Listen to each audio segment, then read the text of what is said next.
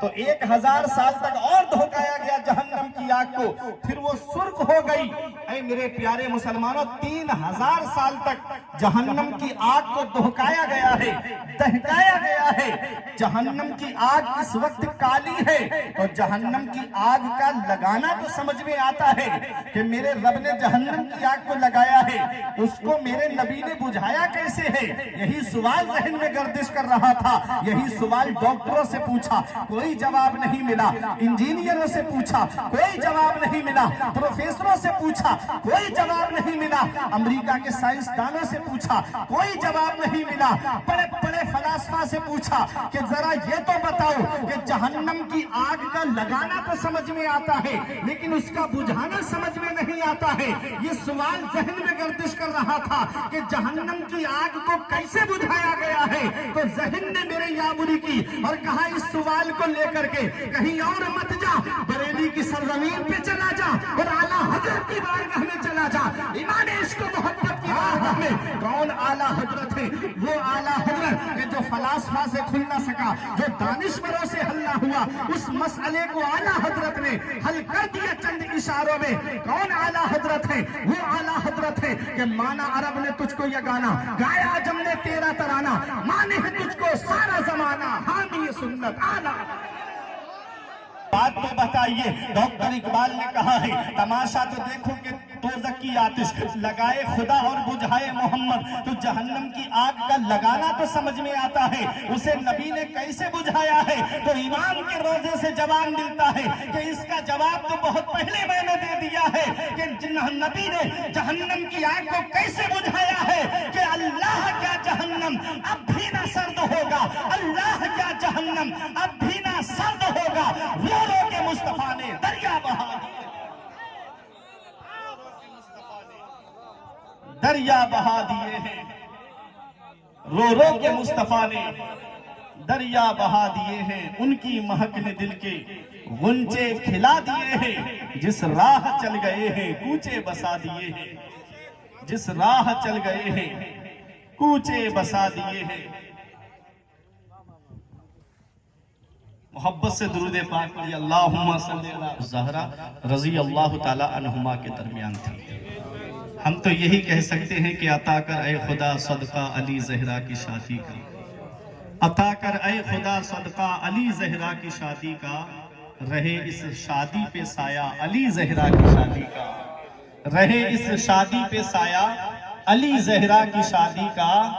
نظر آتے ہیں جو چاروں طرف سید زمانے میں، نظر آتے ہیں جو چاروں طرف سید زمانے میں، یہ کس کا صدقہ ہے؟ خواجہ بلاتے ہیں تو یہ محفل تو خواجہ غریب نواز کے نانا کی ہے، تو اس میں بھی تو وہی آئے گا جسے مدینے والے مصطفیٰ بلائیں گے، جسے میرا رب پسند فرمائے گا وہ اس محفل میں آئے گا۔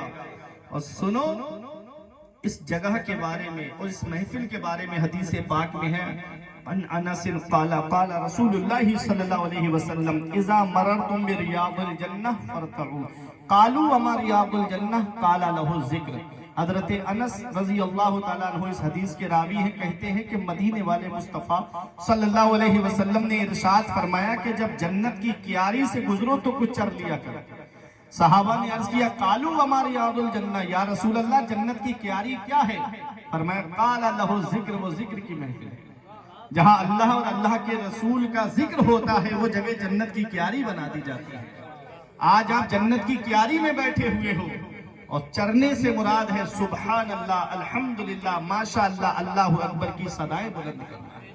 یہ زبان اللہ نے اسی لیے دی ہے تاکہ اس زبان سے ہم اللہ کا نام لیں، اس کے محبوب کا نام لیں۔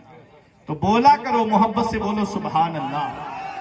توجہ دیجئے میری طرف، میں نے قرآن مقدس کی ایک آیت کریمہ پڑھنے کا شرف حاصل کیا ہے۔ اب فرماتا ہے وَأَنْكِحُوا الْأَيَامَ مِنْكُمْ وَالصَّالِحِينَ مِنْ عِبَادِكُمْ وَإِمَائِكُمْ۔ رب فرماتا ہے اور تم اپنے بچوں کے نکاح کر دو، لڑکا ہو یا لڑکی، غلام ہو یا باندی، تم ان کے نکاح کر دو۔ إِن يَكُونُوا فُقَرَاءَ، اگر وہ غریب ہیں، یغنیہم اللہ من فضلی، تو اللہ تعالیٰ اپنے فضل سے ان کو مالدار کر دے۔ واللہ واسع علیم، اللہ وسعت والا جاننے والا ہے۔ اس آیت کریمہ میں ان لوگوں کے لیے پیغام ہے کہ لڑکا اور لڑکی دونوں کی عمر ہو جاتی ہے، ان سے کہا جائے تم اپنے بچوں کی شادی کیوں نہیں کرتے، تو کوئی پڑھائی کا بہانہ کرتا ہے، کوئی بزنس کا بہانہ کرتا ہے، کوئی کاروبار کا بہانہ کرتا ہے، کوئی کہتا ہے میرا بچہ انٹر کر رہا ہے ابھی BA کر لے، کوئی کہتا ہے کہ میرا بچہ ابھی اپنے پیروں پہ کھڑا ہو جائے، اس نے تعلیم حاصل کر لی ہے، اس کی نوکری لگ جائے، اس کی جاب لگ جائے۔ وہ جتنے گناہ کرے گا اس دوران، لڑکا لڑکی کے بالغ ہونے کے بعد اگر معاذ اللہ ان سے کوئی گناہ سرزد ہو جائے تو اس کا گناہ ان دونوں کو تو ملے گا ہی، اس کی سزا تو انہیں ملے گی ہی، لیکن اس کی سزا ان کے ماں باپ کو بھی ملے گی، کیونکہ تم نے اپنے بچوں کا نکاح وقت پہ کیوں نہیں کیا۔ آج مجھے بھوک لگی ہے، میں اپنے پیٹ کی بھوک مٹانے کے لیے چاہے مجھے کہیں سے بھی کھانا حاصل کرنا پڑے یا بھوک مٹانے کی چیز حاصل کرنا پڑے، میں مٹاؤں گا۔ رب فرماتا ہے تم اپنے بچوں کے نکاح کر دو، لڑکا ہو یا لڑکی، غلام ہو یا باندی۔ اس آیت میں ہے کہ شادی شدہ ہو یا غیر شادی شدہ ہو ان کے نکاح کر دو۔ شادی شدہ کا مطلب یہ ہے جیسے کسی لڑکی کی شادی کی، اس کے شوہر کا انتقال ہو۔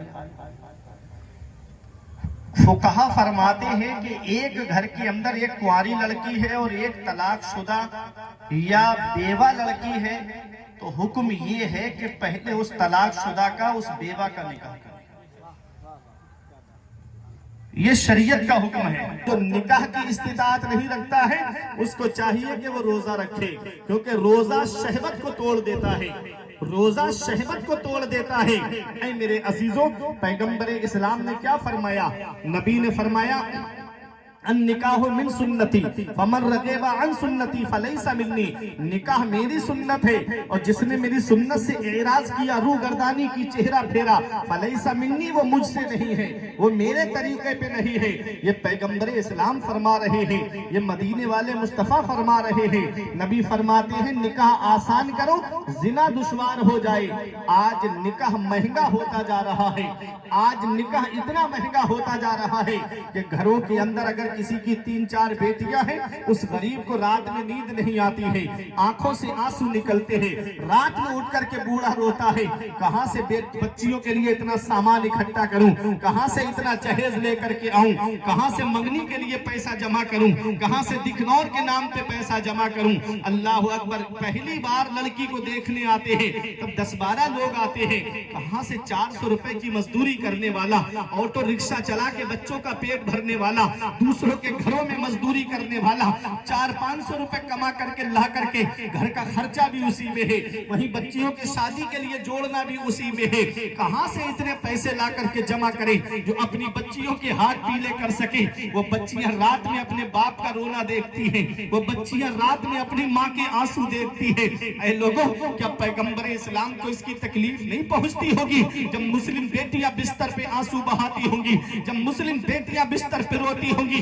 تو میرے نبی کو کیا تکلیف نہیں پہنچتی ہوگی؟ ارے میرا پیغمبر تو وہ ہے کہ جنگ بدر میں جب 70 قیدی گرفتار کر کے لائے گئے، کوئی جیل نہیں تھی مسلمانوں کی، مسجد نبوی کے صحن میں لٹا دیا گیا، سگے چچا حضرت عباس بھی ان میں موجود تھے، ان کے بند کس کے بندے ہوئے تھے۔ پیغمبر اسلام تھوڑی دیر آرام کے لیے لیٹے، ان کے کرہنے کی، رونے کی آواز جب نبی کے مقدس کانوں میں پہنچی تو آقا باہر تشریف لائے، ارشاد فرمائے میرے صحابہ ان کے بند کھول دو، ان کے کرہانے سے مجھے تکلیف پہنچ رہی ہے، ان کے کرہانے سے مجھے تکلیف پہنچ رہی ہے۔ اللہ اکبر، وہ میرا پیغمبر جو کافروں کا رونا نہ دیکھے، وہ میرا پیغمبر جو کافروں کا کرہانا نہ دیکھے۔ ذرا دیکھو وہ پیغمبر، مدینے والے مصطفیٰ کی ذرا شان تو دیکھیے۔ آج اگر ہمارے اوپر کوئی ظلم کر دے ہم اس سے بدلہ لیتے ہیں، آج ہمیں کوئی گالی دے دے ہم اس سے بدلہ لینے کی کوشش کرتے ہیں، آج ہمیں کوئی ستائے تو ہم اس سے بدلہ لینے کی کوشش کرتے ہیں، اور اتفاق سے اگر وہ پاور میں آ جائے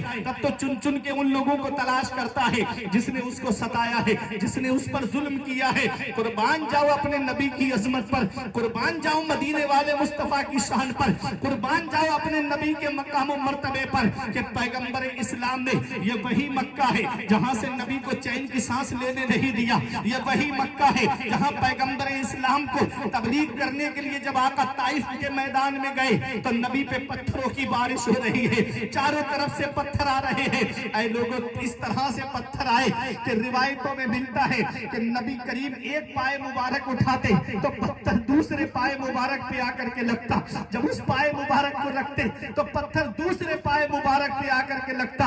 आपकी नालैन शरीफ खून से भर गई। मेरे आका उन पत्थरों से बचते हुए एक अंगूर के बाग के अंदर चले गए। वहां पर मेरे आका ने थोड़ी देर चैन की सांस ली। हवा के फरिश्ते ने आके कहा, आका मुझे इजाजत दे दो, मैं इनको पहाड़ों से टकरा के मार दूं। पानी के फरिश्ते ने कहा, आका मुझे इजाजत दे दो, इतनी बारिश करूं कि यही डूब करके मर जाए ताइफ वाले। हजरत जिब्राइल अलैहिस्सलाम ने कहा, आका मुझे इजाजत दे दो, ये ताइफ दो पहाड़ों के बीच में बस्ती आबाद है, पहाड़ मिला देता हूं, यही पिस के मर जाएंगे। तो सुनो, रहम करने का दिन है, आज का दिन तो माफ करने का दिन है। नबी फरमाते हैं जो अबू सुफियान के घर में चला जाए उसे अमान है, जो हरम काबा में चला जाए उसके लिए अमान है, जो घर के दरवाजे बंद कर ले उसके लिए अमान है। देखो जिसने नबी करीम सल्लल्लाहु अलैहि वसल्लम के सामने वो भी है जिन्होंने नबी पे जुल्म किया, जिन्होंने मेरे पैगंबर को सताया, नबी ने सबको माफ फरमा दिया।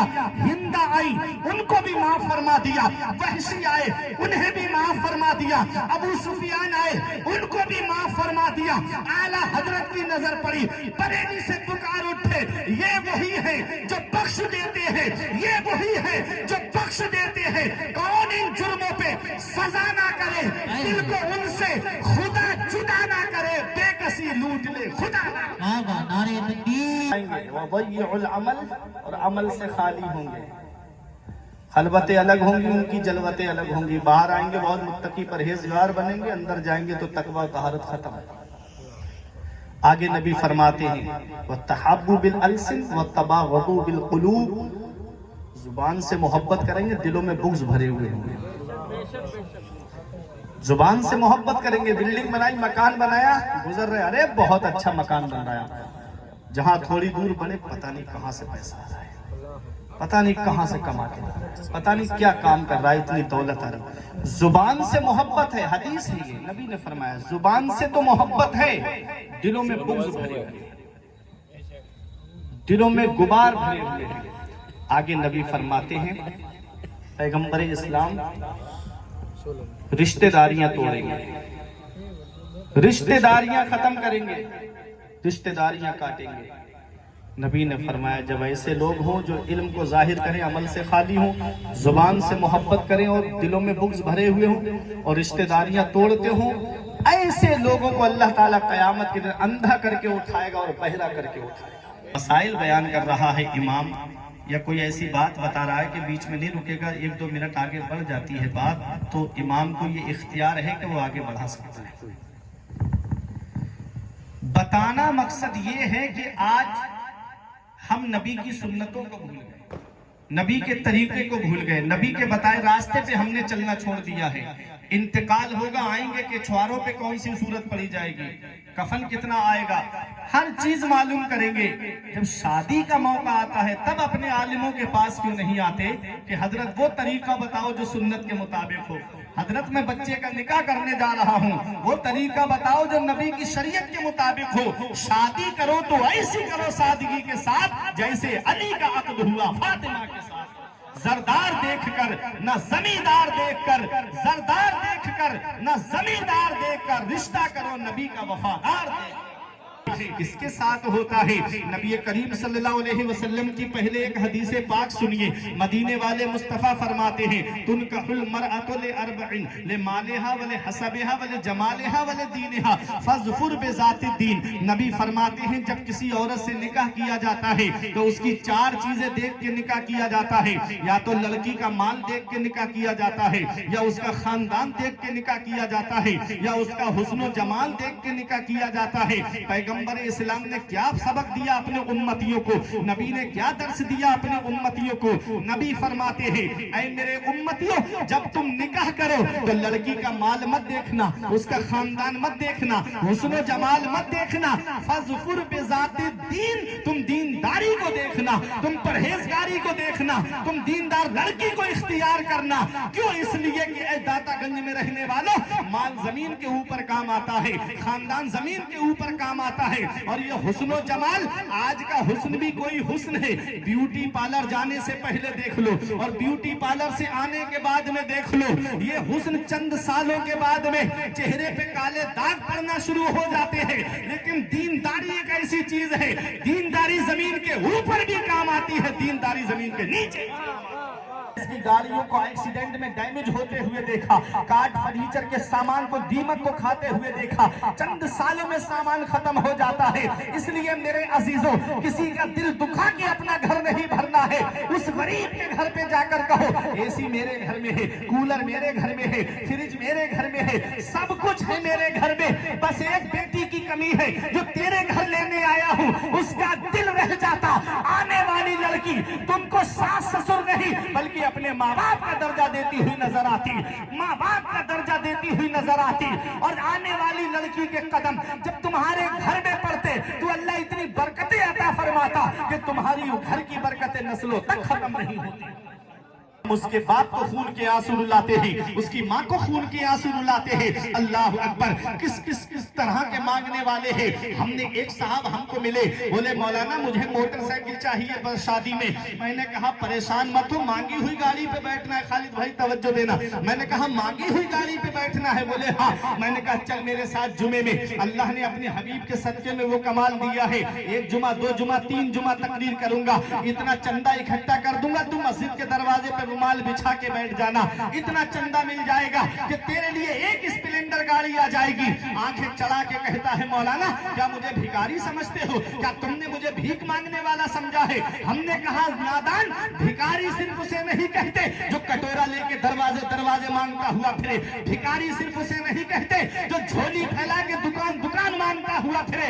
भिखारी उसे भी कहते हैं जो जहेज की लिस्ट बना करके ससुराल के दरवाजे पे मांगता हुआ फिरे। भिखारी वो भी होता है। अब भिखारी अलग अलग क्वालिटी के होते हैं, कोई 1 रुपए में राजी हो जाता है, कोई 5 रुपए में राजी हो जाता है, कोई 10 रुपए में राजी हो जाता है और कोई 50-100 रुपए में भी राजी नहीं होता है। ऐसे ही इसमें भी मांगने वालों की क्वालिटी है। मैंने कहा नादान, मैं मांगने से मना नहीं करता, मांगना मोमिन की शान है, लेकिन कहाँ मांगना चाहिए ये मुफ्ती इमरान से मत पूछो, ये हाशिम हुसैनी से मत पूछो, ये शादाब सरवर से मत पूछो, ये इमरान जाफर बरकाती से मत पूछो, ये मौलाना तौफीक से मत पूछो।